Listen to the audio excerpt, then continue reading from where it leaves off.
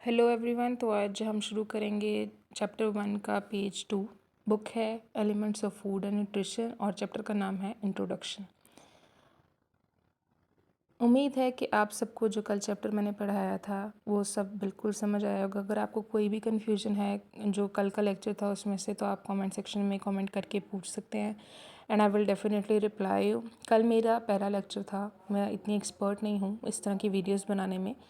Video बनाने के बाद आई रियलाइज्ड कि पिक्चर थोड़ी ब्लर थी, बट डोंट वरी, जब चैप्टर ख़त्म होगा तो मैं एक PDF उसके साथ अटैच कर दूँगी इस चैप्टर की, तो ईज़िली आप उसको देख सकते हैं। चलो शुरू करते हैं। सबसे पहले प्रेयर करते हैं ताकि हमारा लेसन जो भी आप पढ़ें वो आपके दिमागों में रच बस जाए, आपको रट्टा मारना ना पड़े। So let's start. Let us remember that we are in the most holy presence of God and let us adore him. तो जी कल हमने चैप्टर 1 का पेज 1 पढ़ा था, आज हम चैप्टर 1 का पेज 2 पढ़ने वाले हैं। शुरू करते हैं। सबसे पहले इसमें आता है जी food groups. The nutritionist use different criteria for classification of foods depending upon the objectives of the exercise. अब न्यूट्रिशनिस्ट जो फूड क्राइटेरियाज यूज़ करते हैं वो दो तरह के क्राइटेरियाज हैं। पहला क्राइटेरिया है जो डिपेंड करता है फूड के फंक्शंस पे, और दूसरा क्राइटेरिया है जो डिपेंड करता है फूड के कंजप्शन पैटर्न पे। फंक्शन पे यानी कि फ़ूड का क्या क्या फंक्शन है, किस बॉडी पार्ट के लिए क्या फंक्शन परफॉर्म कर रहा है, हमारी बॉडी के अंदर जाके वो क्या रोल प्ले कर रहा है वो। और कंजम्पशन पैटर्न यानी किस तरह से हम उसको कंज्यूम कर रहे हैं, कितना हमें कंज्यूम करना चाहिए, एक प्लेट में हमें कितने कार्ब्स लेने चाहिए, कितने प्रोटीन्स लेने चाहिए, कितने फैट्स लेने चाहिए, स्वीट्स लेने चाहिए, ये सब जो है वो हमारा कंजम्पशन पैटर्न होता है। अच्छा, food groups based on function. अब हम सबसे पहले पढ़ेंगे फूड ग्रुप्स जो फंक्शन पे बेस्ड है। Foods are required in the body to provide energy, promote growth, repair worn body tissues and sustain the regularity processes. Food हर उस बॉडी प्रोसेस के लिए रिक्वायर्ड है, जितने भी हमारी बॉडी में प्रोसेसेस हो रहे हैं, बेशक वो हमारी बॉडी के रिएक्शंस हो, ब्रेक डाउन हो, कैटाबॉलिज्म हो, मेटाबॉलिज्म हो, एनाबॉलिज्म हो, कोई भी प्रोसेस हो, हमारे ब्रेन के लिए ज़रूरी है, हमारी आंखों के लिए ज़रूरी है। जितने भी बॉडी में प्रोसेसेस हो रहे हैं उसके लिए खाना बहुत ज़रूरी है। वो कहते हैं ना कि इंसान मकान और कपड़ों के बगैर तो रह सकता है, फटे पुराने कपड़े पहन लेता है, लेकिन रोटी के बगैर नहीं रह सकता। तो फूड जो है वो हमारी सबसे ज़्यादा बेसिक नीड है। ठीक है, अब फूड ज़रूरी किस किस चीज़ के लिए? फूड एक तो हमें एनर्जी प्रोवाइड करता है, हम खाना नहीं खाएंगे तो हमारी बॉडी में एनर्जी नहीं होगी। एनर्जी बहुत इंपॉर्टेंट है, हर काम करने के लिए एनर्जी चाहिए। इवन के ये नहीं कि सिर्फ दूसरे बाहरी के काम करने के लिए एनर्जी इंपॉर्टेंट है, जैसे पढ़ने के लिए, कपड़े धोने के लिए, कोई भी ऑफिस वर्क करने के लिए नहीं। हर बॉडी प्रोसेस जो हमारी बॉडी के अंदर भी हो रहा है, हर एक फंक्शन जो बॉडी के अंदर हो रहा है, उस सब के लिए भी एनर्जी रिक्वायर्ड है। प्रमोट ग्रोथ, हमारी ग्रोथ को प्रमोट करता है फूड। रिपेयर करता है हमारी बॉडी टिश्यूज़ को, जो बॉडी टिश्यूज़ ख़राब हो, जैसे फॉर एग्जांपल आप बिल्लियाँ जिसने रखी होंगी घर पे उन्हें पता है कि अक्सर बिल्लियाँ नाखून मार देती हैं, तो वो तो बहुत आम सी बात है। तो कट्स लग जाते हैं, नाखूनों के निशान पड़ जाते हैं, तो Aahista Aahista with the passage of time आप देखते होंगे कि वो धीरे धीरे भर जाते हैं। फिर सस्टेनेबल रेगुलेटरी प्रोसेसेस के लिए, यानी हमारी जितने भी बॉडी में रेगुलेटरी प्रोसेसेस हो रहे हैं, जैसे किडनी है वो सही से फंक्शन कर रही है कि नहीं कर रही, फिर वेस्ट प्रोडक्ट्स हैं हमारी बॉडी से एक्सक्रीट आउट करने के लिए, वो डाइजेशन का जो प्रोसेस है वो सही से हो रहा है कि नहीं हो रहा है, ये सब भी क्या करता है, फूड रेगुलेट करता है। हमारी बॉडी को, हमारी ऑर्गन्स को फंक्शन करने के लिए भी फूड की ज़रूरत है। अगर हमारे ऑर्गन्स को फूड नहीं मिलेगा तो वो भी अपना फंक्शन सही से परफॉर्म नहीं करेंगे। इसलिए भी क्या है, फूड बेसिक नेसेसिटी है। As such, all foods consumed by man may be grouped into 3 categories। अच्छा, जितने भी फूड्स इंसान कंज्यूम करता है उसको आगे फंक्शन जो है, अब हम सबसे पहले क्या किया था, हमने जो फूड ग्रुप्स थे उन्हें दो कैटेगरीज में डिवाइड किया था। पहला था फंक्शन, दूसरा कंजम्पशन, इन दोनों बेसिस पे किया था। अब जो फंक्शन है उस फंक्शन वाले को हमने 3 कैटेगरीज में डिवाइड किया।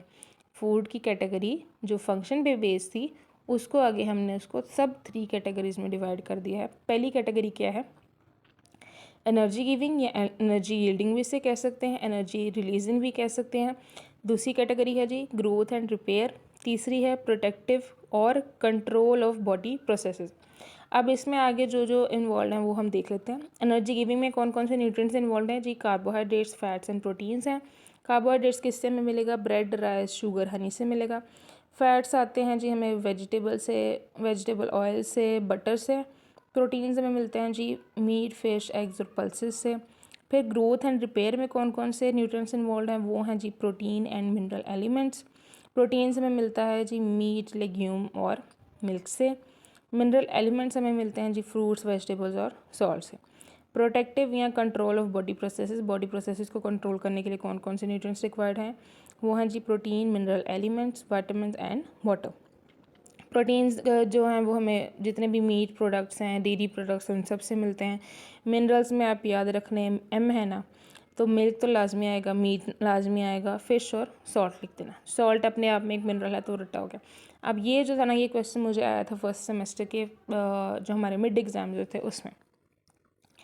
तो उस वक्त हमने वो कहते हैं ना, मोस्टली बच्चे जो होते हैं रट्टा मारते, तो जो फर्स्ट टेबल होता है ना वो इग्नोर कर देते हैं। अब बड़ा ही गेस करने के बाद मुझे याद है कि अच्छा वो जो टेबल था ना वो पेपर में लिखना था। तो आप लोगों ने इस तरह की चीज़ों को इग्नोर नहीं करना, हर एक चीज़ को पढ़ना है। आप लोग न्यूट्रिशनिस्ट बन रहे हैं, आप लोग डाइटिशियंस बन रहे हैं, तो हर एक चीज़ को जितना आप अच्छे से समझेंगे उतना ही वो आपके फ्यूचर में आपके काम आएगा। ठीक है। अच्छा, थर्ड ग्रुप जो है वो है हमारा प्रोटेक्टिव और कंट्रोल ऑफ बॉडी प्रोसेसेस है। उसमें आते हैं protein, mineral elements, vitamins and water. Proteins हमें मिलते हैं जी जितने भी डेयरी प्रोडक्ट्स हैं उनसे। मिनरल्स हमें मिलते हैं मीट, फ्रूट से और सॉल्ट से। विटामिन्स हमें मिलते हैं फ्रूट्स, वेजिटेबल्स और मीट से। अब वाटर में आ जाता है, वाटर में कोई भी आप लिक्विड मटेरियल ले लो, जिस चीज़ में भी पानी है उसको वाटर में इंक्लूड कर दो। ठीक है। अच्छा, उसके बाद आता है food groups based on the consumption pattern. अब कंज्यूम कर रहे हैं उसके बेसिस पे जो पैटर्न है वो ये है। The nutritionist divide food groups into different groups recommended on the consumption pattern. अच्छा, कंजप्शन पैटर्न के अकॉर्डिंग उन्होंने क्या किया था, इसको डिवाइड किया था।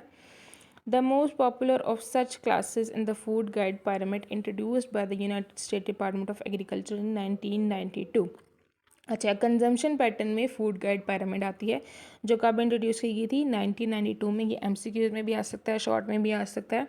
किसके थ्रू की गई थी, USDA. USDA means United state department of agriculture. अगर आप लोग एग्रीकल्चर यूनिवर्सिटी से पढ़ रहे हैं तो इस तरह के जो छोटे छोटे होते हैं ना कि यूएसडीए वगैरह क्या है, या एनएसडीए, इस तरह की जो छोटी छोटी एब्रीवेशंस हैं ना, ये आपने लाजमी याद करनी है, क्योंकि मोस्टली टीचर्स जो हैं वो एमसीक्यूज़ में या फिल इन द ब्लैंक्स में दे देते हैं। और जो प्राइवेट एफिलिएटेड या किसी भी और यूनिवर्सिटी, कॉलेज वगैरह से पढ़ रहे हैं उन सब के लिए भी बहुत ज़रूरी है, क्योंकि इस तरह के क्वेश्चन आ जाते होते हैं। हम लोग एफएससी में तो ये सब चीज़ें नहीं होती ना, और इग्नोर करते हैं वैसे भी ये चीज़ें, और उसमें इस तरह के क्वेश्चन आते भी नहीं हैं। यूनिवर्सिटी लेवल पर होता है कि आप लोगों को इस तरह की चीज़ें आती हैं, क्योंकि ना होता है कि आपने सीखा क्या है अपने बुक से, अपने सेमेस्टर से आपने क्या क्या सीखा। तो आपने इस तरह की चीज़ों को इग्नोर नहीं करना। अगर ये एमसीक्यू आ गया तो आपका 1 नंबर गया। ठीक है। अच्छा, इसके बाद है जी food guide pyramid. Food guide pyramid क्या होता है जी, फूड गाइड पिरामिड में हमारे पास आता है, फूड गाइड पिरामिड में हमारे पास आता है जी the changing dietary habits of people, lifestyle and advances in food processing have led the nutritionists, graphic designers, and communication researchers to introduce the food guide pyramid. It is a graphic depiction of a healthful diet for sedentary adults. अच्छा, food guide pyramid क्या है? Food guide pyramid nutritionist वगैरह ने मिल के बनाई, क्या किस लिए बनाई, ताकि उसमें जितनी अमाउंट में एक हेल्दी डाइट बनती है वो एक सेडेंटरी अडल्ट को पता हो। जैसे नॉर्मली लोगों को नहीं पता होता कि हमें कितने कार्ब्स लेने हैं, कितने प्रोटीन्स लेने हैं।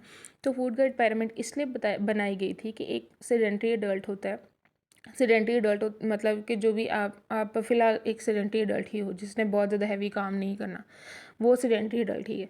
जैसे मजदूरी तो नहीं ना कर रहे आप लोग स्टूडेंट्स हो, आपने क्या करना है, पढ़ना है, खाना पीना है, सोना है, और जो थोड़ी बहुत आपकी एक्टिविटीज़ हैं वो करनी है, वो सेडेंटरी लाइफस्टाइल है। ठीक है, ये उसमें आता है। तो उस बंदे के लिए उन्होंने क्या किया था, एक फूड गाइड पिरामिड को रेकमेंड किया गया था। अब इसमें ये जो है ना, ये नीचे लाइंस लिखी गई हैं, इसको पढ़ने की ज़रूरत नहीं है। ये जो है ना, ये सब फूड गाइड पिरामिड में आता है। मैं आपको फूड गाइड पिरामिड से पढ़ाती हूँ। अच्छा, यहाँ देखेंगे, ये है जी फूड गाइड पिरामिड। ठीक है, आई होप आप सबको नज़र आ रहा होगा। सबसे ऊपर आते हैं जी फैट्स, ऑयल्स एंड स्वीट। सबसे ऊपर वाला पोर्शन जो है, इसके 6 पोर्शन होते हैं, ये काउंट कर सकते हैं, आपके बॉक्सेस काउंट कीजिए। सबसे ऊपर जो है वो कौन सी बनी हुई है, सबसे पहले देखिए वो 1 हो गया, उसके नीचे आगे 2 और पोर्शन है, उसके नीचे 2 और पोर्शन है, 5 हो गए, और उसके नीचे एक लास्ट पे एक पोर्शन है, वो हो गया 6 पोर्शन। ठीक है, अब जो सबसे ऊपर वाला पोर्शन है वो आ जाता है, उसमें आते हैं fats, oils and sweet. Use sparingly, यानी बिल्कुल थोड़ा थोड़ा यूज़ करना है। फिर उसके बाद नीचे आके राइट साइड पे आता है meat, poultry, fish, dry beans, eggs and nuts group. इसकी कितनी सर्विंग है, 2 से 3 सर्विंग। फिर लेफ्ट साइड पे आते हैं milk, yogurt and cheese group. इसकी सर्विंग है जी 2 से 3 सर्विंग। फिर आप दोबारा नीचे आ जाए तो राइट साइड पे है जी फ्रूट ग्रुप। फ्रूट ग्रुप में आती हैं 2 से 4 सर्विंग्स। और उसके सामने ही बिल्कुल क्या है, वेजिटेबल ग्रुप है। वेजिटेबल ग्रुप की सर्विंग्स हैं जी 3 to 5 सर्विंग्स। सबसे एंड पे आता है bread serial rice and pasta group. बच्चों सॉरी, कभी कभी मैं थोड़ा फंबल करती हूँ, एक्चुअली मुझे इतनी प्रैक्टिस नहीं है। मैं वैसे पढ़ाती हूँ बच्चों को, लेकिन इस तरह रिकॉर्डिंग की मुझे नहीं है, तो थोड़ा कभी कहीं फंबल हो जाए तो इग्नोर कर दीजिएगा। ओके, तो जो हमारा bread serial rice pasta group है उसमें 6 to 11 सर्विंग्स हैं। ठीक है, आपने बस ये एक फूड गाइड पैरामिड याद कर लेना, उसके बाद आपको रट्टा लगाने की कोई ज़रूरत नहीं है। ठीक है, इतना कोई इसमें है नहीं कि जी आपको रट्टा लगाना मैंडेटरी है, आप रट्टा लगाएंगी तो आपका काम बनेगा, बिल्कुल नहीं। अच्छा, उसके बाद हम आगे चलते हैं जी न्यूट्रिएंट्स। न्यूट्रिएंट्स जो है, food exist in nature as simple assimilable materials और as complex mixtures of chemical compounds. As I said before कि कभी कभी थोड़ा फंबल हो जाता है, तो मुझे बाबू रोल समझ के माफ़ कर दीजिएगा। These may range from one molecule of sodium chloride in common salt or a molecule of fructose and glucose in common household sugar to hundreds of molecules of complex compound in fruits, vegetables, cereals, legumes, meat, nuts, pulses and eggs। ठीक है, अब nutrients क्या होते हैं? Nutrients का सीधा उन्होंने बताया कि न्यूट्रिएंट्स वो एलिमेंट्स हैं, वो कंपोनेंट्स हैं, वो कंपाउंड्स हैं जो नेचर में नेचुरली एग्जिस्ट करते हैं। अब वो सबसे स्मॉलेस्ट कंपाउंड से लेके सबसे स्मॉलेस्ट एलिमेंट से लेके सबसे कॉम्प्लेक्स कंपाउंड तक भी हो सकते हैं। ठीक है, the naturally occurring food components that are utilised by the human body. Nutrient की डेफिनेशन है ये लाजमी आपने याद करनी है। न्यूट्रिएंट वो है जो नेचुरली अकरिंग कंपाउंड्स हैं जो ह्यूमन बॉडी यूटिलाइज करती है और प्रोवाइड करती है नरिशमेंट, जिसको हम क्या कहते हैं, nutrients that perform function such as energy giving, body building और वगैरह वगैरह के फंक्शन। अच्छा, न्यूट्रिएंट बेसिकली क्या है, रट्टा नहीं मानना आपने, समझना है। न्यूट्रिएंट वो कंपोनेंट है, वो फूड कंपोनेंट है जो आपकी बॉडी को क्या प्रोवाइड कर रहा है, नरिशमेंट प्रोवाइड करना है। एन से याद रख लेना है, न्यूट्रिएंट क्या है, कंपोनेंट है, बॉडी को क्या प्रोवाइड कर रहा है, नरिशमेंट प्रोवाइड कर रहा है। किस लिए प्रोवाइड कर रहा है, एनर्जी गिविंग के लिए, एनर्जी के लिए दे रहा है, एनर्जी के लिए प्रोवाइड कर रहा है ताकि आपकी बॉडी को एनर्जी मिले, और बॉडी बिल्डिंग के लिए प्रोवाइड कर रहा है, रिपेयर के लिए प्रोवाइड, जो भी आपको याद है ना, रिपेयर, रिप्रोडक्शन जो हमने पीछे पढ़ा है वो सब इसमें लिख देना। ठीक है, वो हो गया आपका न्यूट्रिएंट्स। ठीक है, आगे चलते हैं जी। Generally nutrients are divided into 2 classes. अब न्यूट्रिएंट्स की भी 2 क्लासेस हैं। पहला आगे जी मैक्रो न्यूट्रिएंट्स, दूसरा आगे जी माइक्रो न्यूट्रिएंट्स। मैक्रो न्यूट्रिएंट्स वो न्यूट्रिएंट्स जो लार्जर क्वांटिटीज़ में रिक्वायर्ड है, मैक्रो से याद रखना है बड़ा। मैक्रो न्यूट्रिएंट्स वो हैं जो लार्जर क्वांटिटीज़ में रिक्वायर्ड है, उसमें आ जाता है जी water, carbohydrates, fats and proteins. और माइक्रो न्यूट्रिएंट्स वो हैं जी जो स्मॉलर क्वांटिटीज़ में रिक्वायर्ड हैं, इसमें आ जाते हैं वाइटामिन्स, मिनरल्स, जो कि हमारी बॉडी यूटिलाइज करती है with the help of macro nutrients, और उनको कैटालाइज भी करती है। उसके बाद आ जाते हैं जी हमारा डाइट। डाइट क्या है कि the purpose of diet is to supply nutrients required for optimal health. Diet comprises of food, solid, liquid और mixture of foods in the amount actually eaten usually every day. Diet में हमारी क्या है, diet वो है जो हमें क्या प्रोवाइड कर रही है, न्यूट्रिएंट्स प्रोवाइड कर रही है, किस लिए, ऑप्टिमल हेल्थ के लिए। ऑप्टिमल हेल्थ यानी एक परफेक्ट हेल्थ के लिए, जिसमें ना कोई बीमारी है, ना कोई दुख तकलीफ़ है, ना दर्द है, ना एनजाइटी, ना डिप्रेशन, जो आजकल के बच्चों को अक्सर हो जाता है, जी हाय ये मुझे तो ये मसला हो गया थी, मुझे तो वो मसला हो गया। अच्छा, बच्चों का ना आजकल डिप्रेशन बड़ी जल्दी हो जाता है, जबकि बच्चों को अगर आप जो आपको कहें ना कि डिप्रेशन हो गया मुझे, उससे सीधा पूछेंगे यार डिप्रेशन का मतलब क्या है, मुझे ये तो बताओ। बताना उन्हें आना नहीं, वो थत्थे से होके कह देते हैं हाँ है मुझे डिप्रेशन है, उनको पता होता नहीं है। डिप्रेशन इज़ वेरी सीरियस बीमारी जो जिनको डिप्रेशन होता है ना, उनका डिप्रेशन का पता भी नहीं चलता, क्योंकि वो सब अंदर अंदर रखते हैं। और ये लोग जो अभी कहते फिरते ना कि हमें डिप्रेशन हो गया, उनको कुछ नहीं होता। अच्छा, अब आगे देखिए। Thus, if a person eats chapatis with a glass of lassi in the morning and again in the evening, this would be his diet. अच्छा, अब एक डाइट क्या है? बेसिकली डाइट वो चीज़ है जो आप सुबह से लेके शाम तक कर रहे हो। जैसे फॉर एग्जांपल आपने ब्रेकफास्ट, आप यूनिवर्सिटी जा रहे हो, आपके पास इतना टाइम नहीं है, सुबह सुबह उठे, आपने चाय ली, ब्रेड ली, अंडा लिया, आप चाय के साथ ब्रेड अंडा खा रहे हो, या पराठे के साथ ब्रेड अंडा खा रहे हो, पराठे के साथ अंडा खा रहे हो, या अचार पराठा खा रहे हो, साथ चाय ले रहे हो, तो वो आपकी क्या होगी? मॉर्निंग डाइट होगी। ठीक है, एक टाइम का मील हो गया, वो आपका एक मील हो गया। दोपहर को आप आए, आपने दोपहर को आके जो भी घर में सब्ज़ी खाना, जो भी बना, दाल चावल रोटी गोश्त जो भी बना वो खाया। रात को फिर आपने कुछ ना कुछ खाया, और चलो कह लो शवारमा खा लिया, रात को नहीं घर का खाना खाने का मन किया तो शवारमा खा लिया, बर्गर खा लिया, पिज़्ज़ा खा लिया, तो वो आपकी होगी। अब ये पूरे दिन में तीनों मील्स मिला के पूरे दिन का जो आपने खाना पीना किया, स्नैक्स किए, रोटी पानी जो भी किया, पूरे दिन का मिला के उससे हम क्या करेंगे? वो आपकी एक दिन की क्या है? डाइट है। ठीक है, अब जो बीच में हम कंज्यूम कर रहे हैं, जैसे ब्रेकफास्ट के टाइम पे जो कंज्यूम किया, लंच के टाइम पे जो कंज्यूम किया, डिनर के टाइम पे जो कंज्यूम किया, बीच में जो स्नैक्स हमने खाए, वो सब कंज्यूम करने के उन सबको मिला के हम क्या कहेंगे? वो आपकी क्या है? डाइट है। और जो सिंगुलर है उसको हम क्या कहेंगे? मील है। जैसे इवनिंग में आपने जो खाया वो आपकी एक टाइम की मील है, वो आपकी इवनिंग मील है, इस तरह से। ठीक है, उसके बाद यही सब आगे लिखा हुआ है। अच्छा, आगे जो पते की बात है वो मैं आपको पढ़ देती हूँ और समझा देती हूँ। If a monotonous diet is consumed over a long period, it may result in ill health owing to either shortage of some nutrients or excess of others।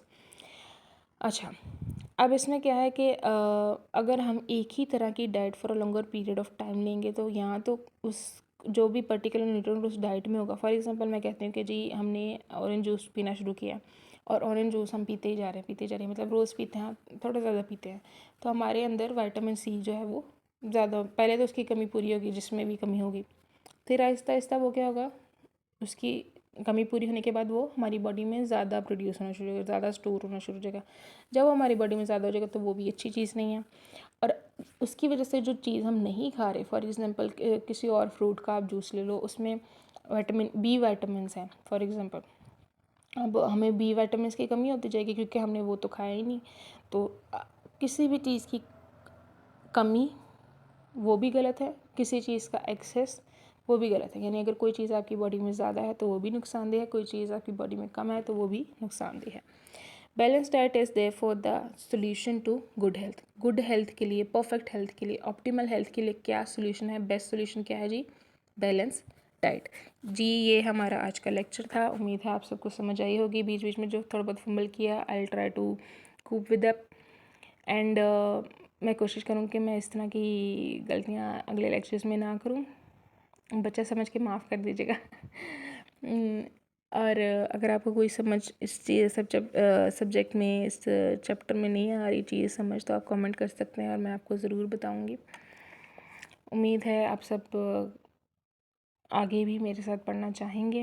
Hopefully जो नेक्स्ट वीडियोस होंगी उसमें और बेहतर मैं करने की कोशिश करूँगी, अपने वर्ड्स को भी और अपने स्क्रीन टाइमिंग को भी। कल की जो वीडियो थी वो मैंने जब अपलोड की थी तो मुझे वो थोड़ी ब्लर नज़र आई थी। मैंने उसको बता दिया कि जैसे ये चैप्टर ख़त्म होगा तो मैं PDF अपलोड कर दूँगी, और उसके लिए आप बिल्कुल परेशान ना हों। मैं साथ साथ और भी जो भी आपको सब्जेक्ट है, जो भी आपका टॉपिक है जो आप पढ़ना चाहते हैं, तो नीचे कमेंट सेक्शन में लिख दीजिएगा। अगर आप मुझे खुद की PDF शेयर करना चाहते हैं कि जी आपको यही पढ़ना है, तो मैं आपको वो भी पढ़ा दूँगी। बस आपने कमेंट करना है और मुझे वो PDF शेयर करनी है। जैसे भी आपका पॉसिबल वे हुआ वो मैं आपको, हम आपस में कम्युनिकेट कर लेंगे, ठीक है। और चलते हैं जी। अगर आपको मेरा लेक्चर पसंद आया हो तो please like share comment and subscribe. Thank you very much.